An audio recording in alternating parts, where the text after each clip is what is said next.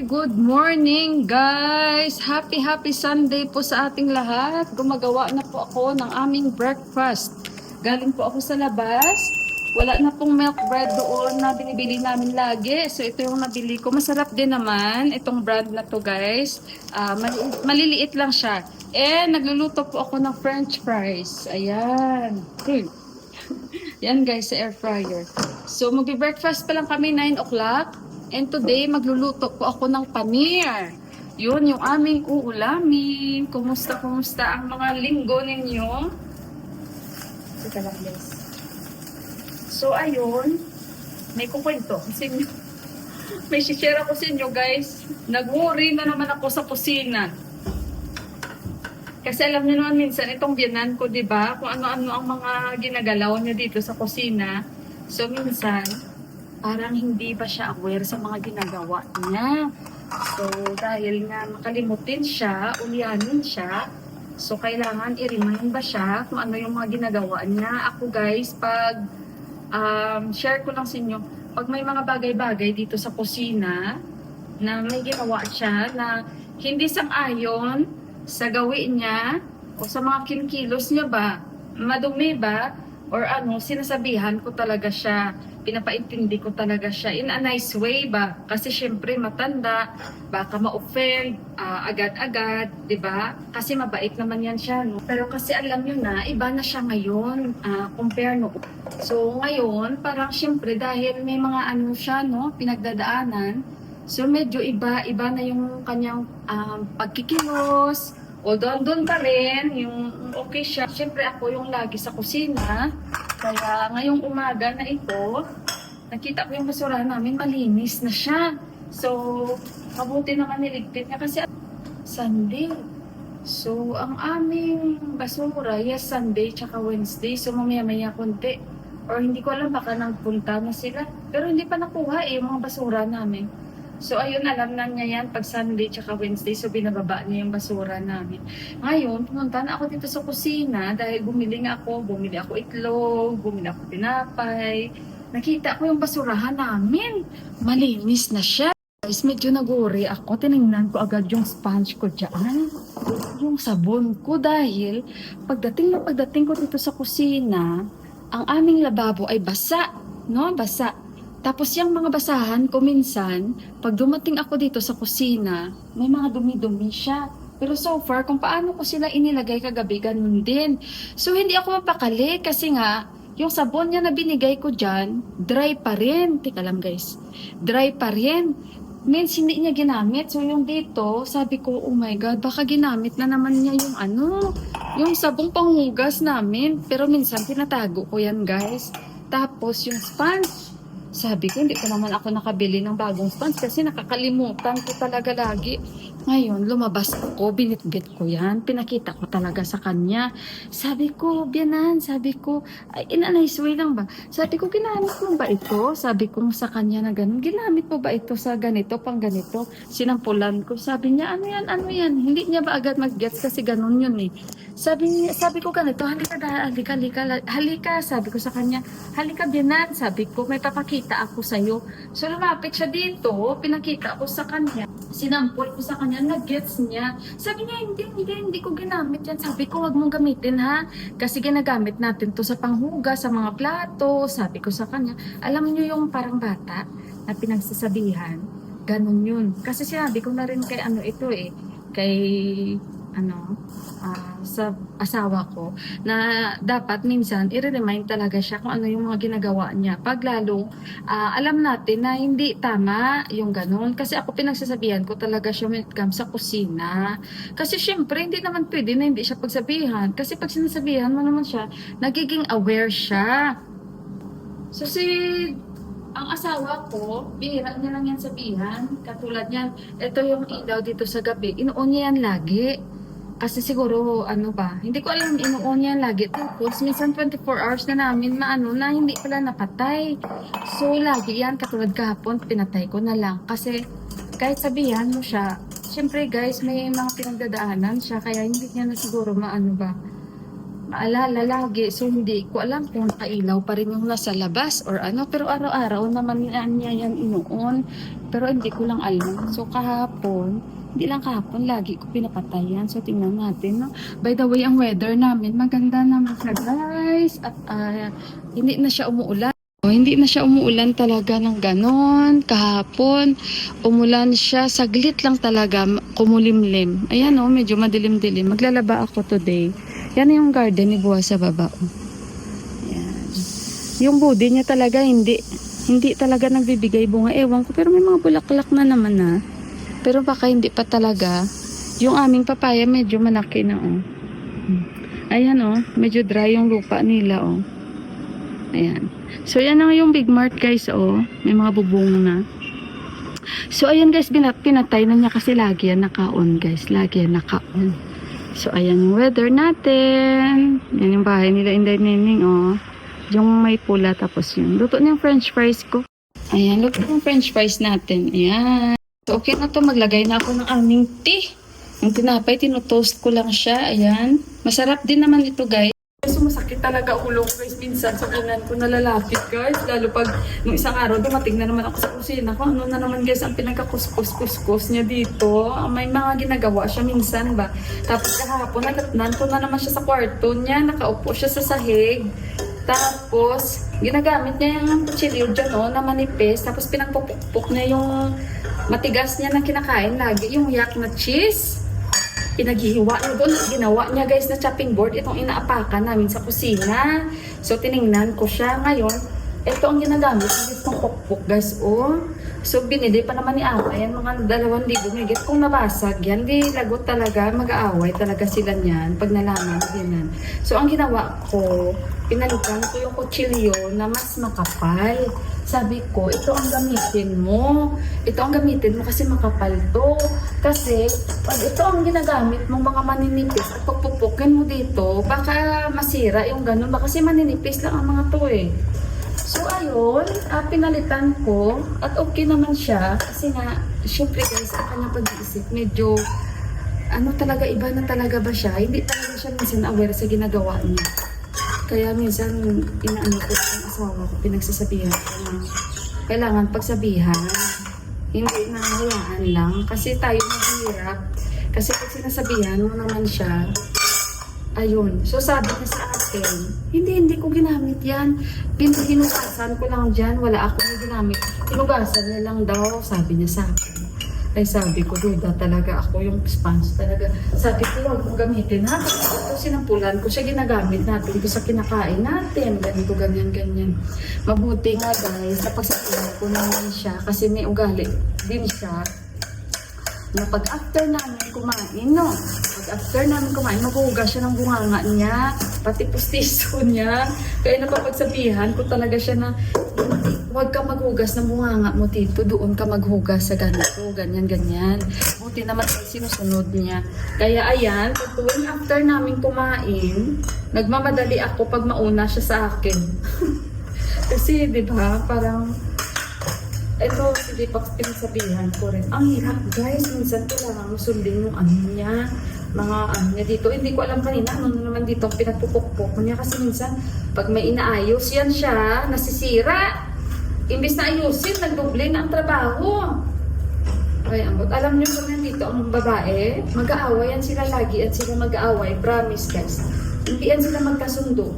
Lalo na yung babae, maingay yun. Maingay yun. Hearing yun, pero maingay. Awayin sila lagi, hindi sila magkasundo. So, ito guys, ganito ako sa inyo kasi yan yung umaga namin. Pero okay yan siya guys, yan lang. Kailangan lang talaga i-remind. Huwag lang itolerate. Kasi mahirapan tayo pag ganyan na hindi natin pagsasabihan. Kasi pag sinabihan mo naman yan, nagiging aware. Katulad niyan yung tinatanim niya, umaakyat na dyan. Sabi ko ang kadipak, baka balak na punuin tong bahay natin na naakyat na yung pinagtatanim niya. Sabi ko sa kanya, basta wag niya na paabutin sa itaas. Sabi ko nga pag na yan, gumapang na yan doon banda sa amin sa taas, puputulin ko. Sabi ko kay Dipak, naalala mo yung pinagkukuha natin sa kapitbahay na itinanim niya? Natagilid pala tong camera ko. Hirap ngayong kapitbahay sa pagkukuha ng mga ugat dahil dumikit na sa wall nila at sabi ko hindi maganda. Sinabihan ko naman si Deepak. Si Deepak may ugali siya na hindi siya magsasabi pero siya na lang ang gagawa ba ng way na pagtatanggalin niya yung ganon. Kasi alam naman na niya kung ano yung tatay niya, yung anong status ba. Pero okay naman yan siya guys. Ibigay ko muna to sa kanya ha. Sandali mo. Ay, wala ko siyang french fries.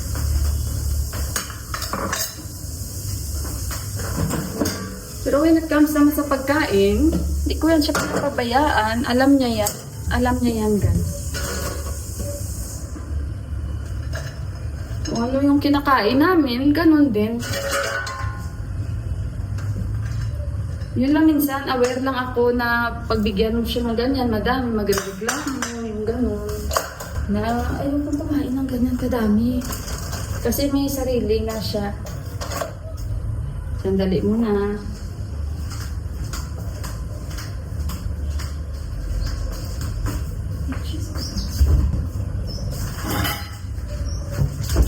So ayan, napakwento ako sa inyo. Pasubo ako ng kwento sa inyo guys.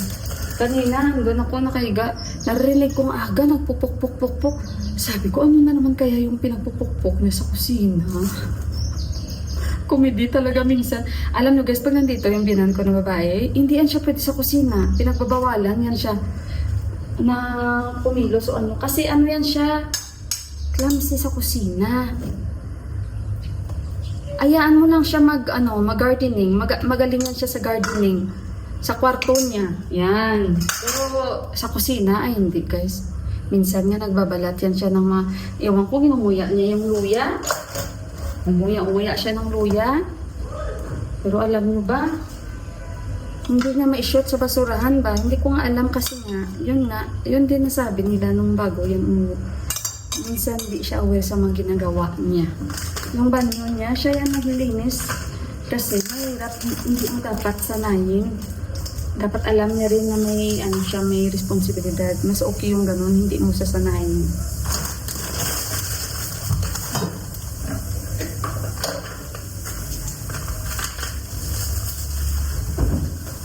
Hindi man yan siya nagdi-demand na ay gusto ko ng ganito, gusto ko ng ganyan, hindi.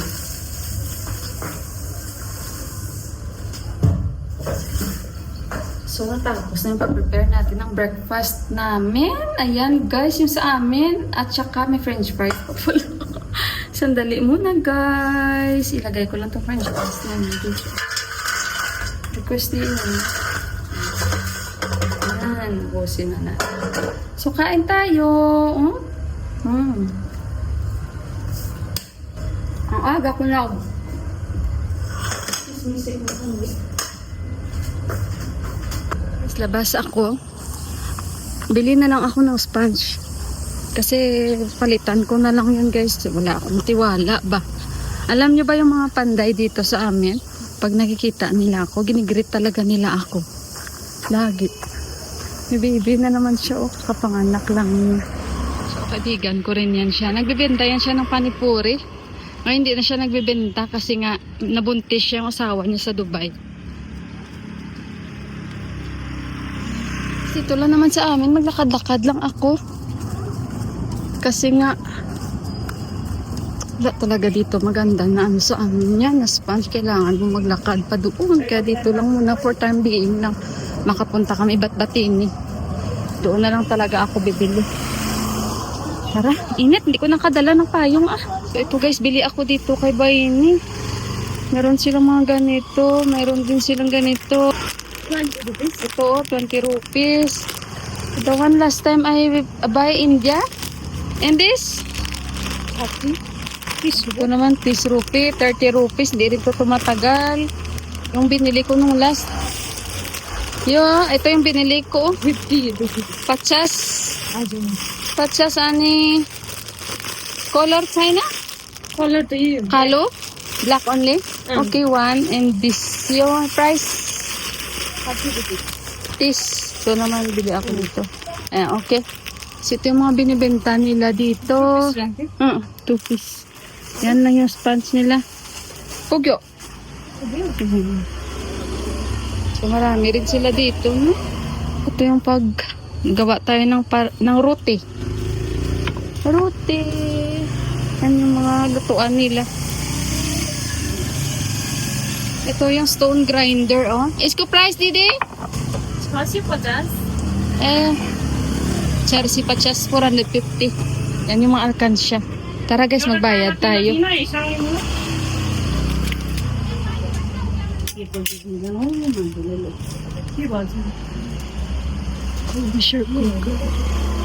So tara guys, bayad na niya. Ito guys, ang kanyang tulasi. Dinadasalan niya kahapon. Parang may festival sila. Nag-alay sila ng mga prutas. Nag-alay din kaya namili siya ng prutas. Tapos pinaglalagyan niya tika. Kulay yung kanyang prayer plant. Ayan. Ang cute no. Lumalaki no. Ito naman yung ating tanglad. Ewan ko yung dahon niya. Lagi ko chine-check itong simi ni Buwa. Parang hindi nagbibigay bunga. Higad ata ang binubunga nito. Dito niya pala itinanim yung sanga ng gumamela. Ayan. Wala ang bunga talaga. Higad talaga ang binubunga nito ng simi na to. Wala. Wala.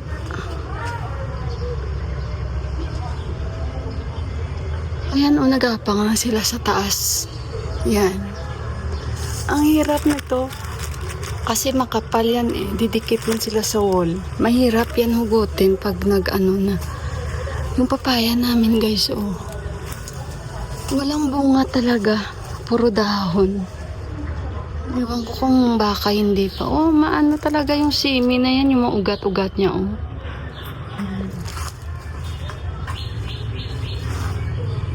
Sabi nga namin sa kanya, wag naman sobrahan yung pagtanim ng simi kasi hindi naman tayo lagi kakain yan. Maliit lang daw yan. Sobrang liit na nga ng simi ni Buwa. O, naakyat na sa itaas. Pangit yan pag dumikit na yan dyan sa mga wall namin. Yan. Memorial tree ni Kanchi at ni Aute. Namulaklak na yan sila nung last. Ito okay to, walang problema kasi pagdating ng Dasay at Tihar, mahal ang mga to. So malapit na ang Dasay at Tihar. Okay yan, walang problema. Tsaka yung ahas, ayaw nito ng ahas na to. Tara guys. Tignan nyo yan, ang dami oh. Maganda to guys, pag sa Dasay. One time, di ba nakababa ako dito, yung buntot ng ahas, dito na siya oh, nasa loob na yung katawan niya. Yan. Kaya grabe ang kaba ko nun. Hindi ko talaga makakalimutan. Pinutulan kasi ni Buwa yung peaches namin, no? Sa nagtatanong pala. Mabuti naman yung septic tank namin, hindi naman siya natuluyan na napuno. Kasi hindi naman continuous ang ulan. Sabi ni Deepak, pero lalakas pa ang ulan sa mga susunod na mga weeks daw. This time daw parang hindi ganun, pero lalakas pa ang ulan. Ayan guys, narasitaan ko na talaga pati yung sabon namin kasi hindi mo talaga malalaman. Binigyan ko na nga siya, oh. Yan din yung sponge ko noon na binigay ko sa kanya, tapos sabon. Tapos dito na naman niya hinugasan. Sinabihan ko na rin yan siya before na wag mo hugasan yung basurahan dyan kasi dyan tayo naghugas na kinainan natin. Ay wala. Nakakalimutan. So ito yung binili natin. Palitan ko na lang. Kaya talagang sobrang naano ako na eh. Kaya pala inaaway talaga yan ni Diana na babae. Pag siya sa kusina, lumapit. Ito. Ito lang talaga made in India. Ito guys. Ito yung mas mahal. 50 rupees. Hindi ako bumibili nung mga tag 20 kasi hindi ito matagal. May mga Scotch Brite man dito sa mga bat-batini. So ayan. Bumili tayo ulit kasi hindi ko alam kung ano ang pinagkuskus niya dan. Alam nga naman di siya gumamit ng sabon kasi puti yung aming basurahan. Ayan, so palitan na lang para safe. Actually, alam niyo ba, kakapalit ko lang to ng sabon. Kakapalit ko lang to ng sabon. Ngayon, sasabihan ko na naman siya na ang sponge na luma, itong gamitin niya pang hugas. Kaso lang, hindi niya ba maalala. Alam niyo pala nung isang araw, dumating ako dito sa kusina. nadatnan ko siya, nagkukuskus, di ba? Ito yung pinagkukuskus niya, ito yung ginagamit niya. Alam niyo ano ang kanyang pinagkuskusan? Itong basurahan namin na maliit kasi siya yung kumukuha niyan. Tapos, nilinisan niya. So, ayun, nung nakita ko siya, sabi ko, hayaan mo dyan, ako na lang yung maglilinis. Mahirap mo pag ganyan na siya kasi kailangan mo talaga sundin yung kilos niya when it comes sa kusina. Tapos ako kasi sa kusina. Tapos, di ba, noon na din ako dahil yung kutsara na mga ginagamit niya. At sa tuwing gagamit kami, nagamit na binabalik niya. Ulyanin na talaga kasi siya Yung mga kutsilyo, okay lang yan. Hindi ko na siya maano sa kutsilyo kasi lahat na ginagamit niya, binabalik niya. Pero sa kutsara, hindi na niya binabalik. Yan ang problema ko. The rest, okay naman yan siya. Mabait siya. Hindi man siya salbahin, nagsasalita ng kung ano-ano. Yan lang ang problema ko. Yung kilos niya sa kusina talaga. Mas okay yung hindi na lang siya mangialam sa kusina. Sa labas na lang siya. Pero kaso lang, pag wala ako sa kusina, minsan malinis yung kusina, no? Tapos na ako magkilo sa kusina. Pagbalik ko, kalat na yung may mga balat-balat na ba? May pinagbalatan na. Hindi niya ba? Hindi ko alam. Basta, so wala sa isip ko, hinahayaan ko na lang. Na lang ako, tahimik na lang ako. Iniisip ko na lang dahil nga sa kanyang kalagayan. Pero pag lagi ganyan, sakit din sa ulo. Kaya kailangan pagsabihan. So yan yung aking, hinaharap na stress minsan. Kasi nare-realize ko kahit pa noon, clumsy talaga yan siya sa kusina, kahit pa, siya. Kahit nga dito, sa kainan namin, kakalinis ko lang ng, tawag nito, ng placemat. Ay, Diyos ko. Hindi ko nga alam, sa kanya talaga sobrang, clumsy talaga siya, guys, clumsy. Clumsy talaga siya. Hindi mo talaga basta clumsy si Diana na lalaki. Clumsy siya. Nagre-refill ako ng tubig. Kaya pag sa taas, medyo empty na siya, i-refill ko na naman siya. Habaan ko na lang talaga yung aking pag-iintindi. Pero sakit talaga sa ulo. Kaya naisip ko talaga, na nung sabi sa akin ni Tipak na pag si Biana na babae daw, yung nanay niya, hindi siya yan pwede na lumapit sa kusina. Kasi ban daw siya sa kusina, ban. Kaya no wonder talaga. Pasaway siya, guys, sa kusina, guys. Pasaway. Okay na yung sa baba na siya, mang-gardening na lang siya. Pero yung sa kusina, imbis na tulungan kanya, magdubli trabaho mo, guys. Buot na lang. Kaya yan, tingnan nyo, hindi na ako lalabas. Napabili na tuloy ako ng sponge. Itatago ko yan, yung aking mga sabon at sponge at yung panglinis ko. Dahil ang hirap. Hindi mo alam kung saan yung pinagkukuskus. Diba nung last sabi ko nga sa inyo, kaya binigyan ko nga siya. Yung sabon hanggang ngayon na binigay ko, nandyan pa rin. Ginagamit niya, guys, ginagamit niya. Tapos yung sponge. Kasi nga, diba yung ginagamit ko sa panghugas na plato, pinagkukuskus niya dyan kung saan siya naghugas ng bunganga, postiso niya, dura. So hindi maganda, yun talaga ang kaaway ko talaga. Kaya pinasabihan ko talaga yan sila. Dito na huwag kayong dumura dyan or maghugas ng bunganga nyo doon kayo. Kasi hindi maganda dahil naghugas tayo na kinainan natin. Diba tama naman ako? Ayaw ko talaga, guys. Ayaw ko talaga na dyan ako naghugas. Tapos gawi talaga nila yan, guys. Lalo na yung mga matatanda. Ay, ako hindi talaga, bala kayo sa samalog nyo sa akin, sabihan ko talaga kayo. Sabihan ko talaga kayo kasi ako yung naglilinis Hindi kayo, hindi ako tatahimik. Kaya minsan kailangan mo talagang kung magreklamo ako kay Bina na babae, magninipali ako na nito na sulat. Maintindihan ako ni Ama kasi ganyan sakit ulo ni Ama yan sa kanya, guys, sa gawin niya sa kusina. Hindi lang ako. Si Bina na babae ay sobra yan. Kaya pag siya dito sa kusina, inaano yan siya ni Ama, guys. Huwag kang lumapit dito sa kusina. Totoo yan, guys. Hindi yan siya pwede sa kusina. At kung ano ang mga niluluto ni Ama, ayan, huwag kang magreklamo. believe din ako kay biyanan mo, napaka-strong na babae si Ama. Strong talaga siya. Kaya pag may mga ginagawa yan siya, nagdududa talaga yan si biyanan na babae.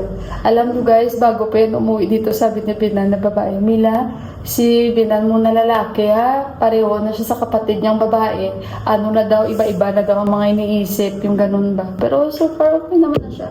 Kasi mabait naman yan, I-set aside natin yun, no? Mabait naman siya. Pero when it comes sa gawin sa kusina, ay sobra talaga siya makalat, guys. At lalong-lalo, hindi mo talaga alam kung ano nang pinagdadampot niya, pinagaano niya. Basta, mas, siguro, ano na siya before, ganyan na talaga problema niya, ngayon mas lumala. Okay lang siya sa mga ibang bagay, pero wag mo siyang pagawiin sa kusina kasi mag-aaway talaga kayo. So, nag-share lang ako sa inyo, kaya I hope maintindihan nyo rin ako and walang masama dyan. Ayun. Dahil hindi ko naman sinasabi na masama yan siya. At mabuti yan siya, mabait yan siya. Yun lang, when it comes sa kusina, sa mga kilos-kilos niya, hindi talaga siya minsan, hindi niya talaga aware, hindi talaga siya minsan. Kaya mahirap din siya pagalitan, kaya kailangan pagsabihan lang talaga siya kung ano, para maging aware siya. Kasi hindi na niya maalala kung ano yung ginawa niya, ano yung kung magkinilos niya, saan niya pinagkukuskus. Yan lang yung sakit sa ulo ko. Kasi alam niyo ba, minsan tinatago ko yung sabunan ko, guys, tinatago ko. Pero kasi, syempre, 2 operasyon na tayo, nakakalimutan ko rin. So ngayon, ang gagawin ko talagang, hindi ko alam kung ano pinagkukuskus niya dyan sa basurahan namin. Kaya ayun, yung mga siguro mga basahan ko na naman yung pinagkukuskus niya. Bawa ang pagdakip ko na naman sa kanya no isang araw. Guys, sabi niyo, kuskus talaga siya guys ng kuskus. Bawa nakita ko talaga, yan na naman yung pinagkukuskus niya. Kaya sabi ko, hayaan mo na dyan, ako na, hindi ko na siya pinatapos. Kahilig pa naman niya lagi ang gumamit yan kung saan ako naghugas ng mga pagkain namin. Sa kung ano-anong mga gusto niyang hugasan, na mga madudumi ba. Ay, ang bota. So, Isa ko kasi, ang init. Pinaglalabhan ko ito guys kasi ito rin guys ang nadakip ko sa kanya na sa kusina. Pagpasok ko dito guys, pagpasok ko dito, ganito papasok ko yung mata ko talaga, yung nililinisan niya. Sabi niya guys, sa nililinisan niya, at tingin siya sa akin. Sabi ko, ano na naman ang pinagagawa nito sa kusina ng aking binana lalaki? Ano na naman yung pinagkukuskus niya? Ganon din guys yung brush ko nito. Ganon din ang gamit niya. Ang problema pa niyan guys. Kaya minsan pag nakapa ko ito, iba na ang kanyang parang texture ba? So ngayon, ang ginawa ko, ito yung gagamitin ko na panghugas. Yan, tapos itatago ko yan, tatakpan ko. Kasi may mga tayo dito sa ice cream. Guys, mahirap pag may kasama kayong ganito. Sobrang ulyanin. Maintindihan mo naman. Kasi nga iba ang kanyang mabait. Pero wag mo na lang siya patulungin sa kitchen. Wag na lang siya tumulong sa kusina. Kasi pag tumulong siya sa kusina, doble guys. Doble ang magiging trabaho. So ito yung paneer na pinili ko is 300 rupees. Mahal din naman yung paneer. Pero okay lang, masarap naman. Guys, luto na yung paneer ko, yung ulam namin. Ayan. So tayo ay kakain na po. Ito lang yung aming uulamin today. Favorite namin to guys. Kain tayo. Guys, pinaglilinisan ko yung bagong bili ko na itlog. Kasi nga maraming mga ipot-ipot ba ng ng manok. Kaya yan, kailangan linisan talaga. So ko muna yan. Pa-dry ko muna yun. Tapos ilipat natin sa ating egg tray. Okay guys, meron kami dito avocado. Guys, itatanim ni Buwa. Ayan, sabi niya, Mila, ito? Tapos pinakita niya kay Deepak. Ito yung seeds, guys. Tingnan niyo avocado. Ayan. Naghingi siya sa akin ng itlog. Tapos yan. Mune, ramro dadi. Yan, ganyan daw. Nilagyan niya ng Sim susilday, ramro. Ayan. Siguro sa kabungang. Yes, I do? Ramro. Diyan daw niya itatanim dito. Siguro sa kabungang hira ko, tumubo yung dahon. Natawa ako. Nakita niya yung itlog, Mila. Sabi niya, pwede ba akong humingi isa dyan? Kasi maganda ito pag may itlog. Itlog. Tapos ano daw? Itlog, saging. Diba? Nakita niyo yung bit-bit niya? Yun, iaalay niya siguro para mabuhay. Sabi kasi ni Deepak, di ba? Pag bungangira, yung may-ari, marami siyang bunga na ibibigay. Kaya bungangaan natin lagi yon. Kakatapos ko lang sa kusina, guys. Oh. Ayan, maghiwa ako nito. Bigyan ko si Buwa. And meron tayong